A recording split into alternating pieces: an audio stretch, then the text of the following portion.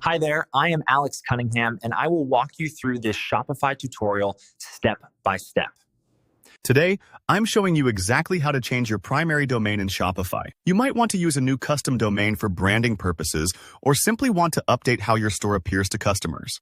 By the end of this video, you'll know how to switch your primary domain, understand the different domain types, and feel confident in making the change without risking your store's SEO or confusing your visitors. Let's get started. The first thing you want to do is head over to your Shopify Admin dashboard. Once you're in, look for the Settings tab. It's usually at the bottom left of your Shopify screen, almost like the control center of your store. Click on it, and then choose Domains. This is where Shopify keeps all your domain settings in one place. Now, if you don't have a custom domain yet and want a simple solution, Shopify makes it easy to buy a new domain right here. But let's say, like me, you already have a couple domains connected to your store and you want to pick a different one as your primary. You'll see your list of domains. Just click on the one you want to set as primary. Usually, it's listed with your other domains, and the primary domain has a little badge next to it. Let's click the one below in my list, and this will open details about this domain. Here's where things get interesting.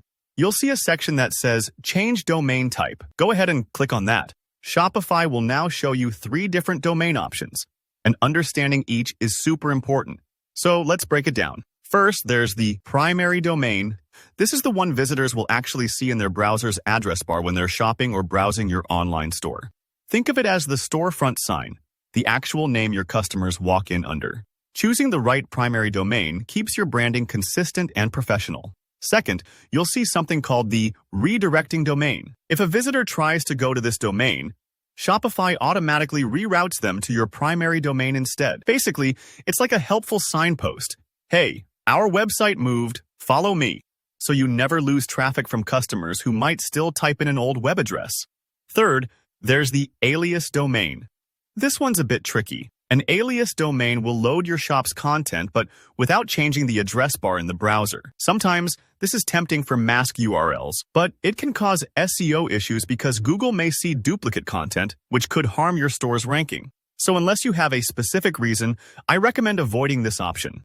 For most stores, you want your main branded domain as the primary. Simply select primary domain from the choices. Then, click Change Domain Type. The change usually takes effect in a few moments, but don't worry if it takes a minute for your site to update. Shopify handles the technical side for you, so you can focus on your business.